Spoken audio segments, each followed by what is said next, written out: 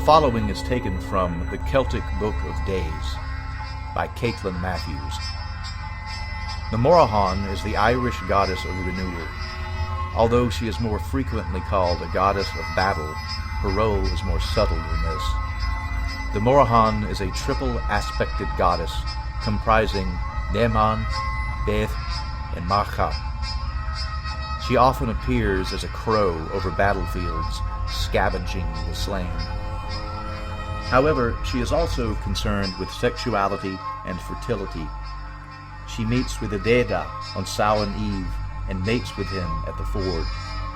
Their meeting marks the coming together of the great formative powers of the Celtic world, since the end of the summer half of the year also marks the ending of the campaign season. When the Moraghan comes to mate with Adeda, she lays aside her warring side and, with the father of the gods, prepares the land for the germination and preparation of winter. The Moraghan is associated with the Sheila Nagig, a common figure found carved, usually over the western entrance to churches. She is usually shown as a hag with a gaping, mocking, or smiling face, and with both hands opening her distended vulva. The Sheila represents the womb and tomb of life, the essential threshold between the worlds. Now the doors between the worlds are open once again as we gather to celebrate Samhain, the end of summer, and to welcome the ancestral wisdom once again in the embrace of winter. Samhain marks the Celtic New Year as the winter season begins. This may seem a strange season to begin the new year, but as the days draw darker, shorter, and colder, as the trees become bare and leafless, the agricultural year is at its close and its beginning. The growth cycle begins in the darkest depths of winter, when the cold forces seeds to germinate in preparation for their spring emergence. Although all seems dead, life rests and waits for the returning light.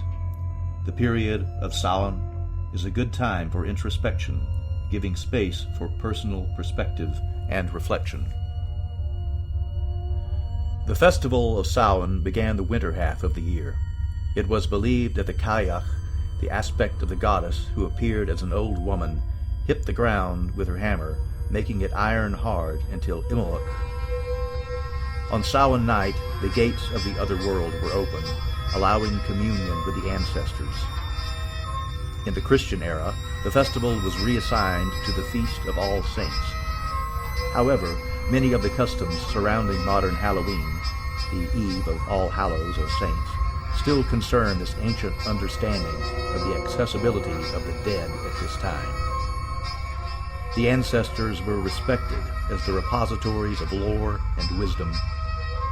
Many Celtic tales speak of the dead returning to speak to their descendants in order to impart knowledge or to restore memory of ancient customs and stories. The feasts of both Samhain and Beltane were considered to be outside the boundaries of normal activities when supernatural events take place.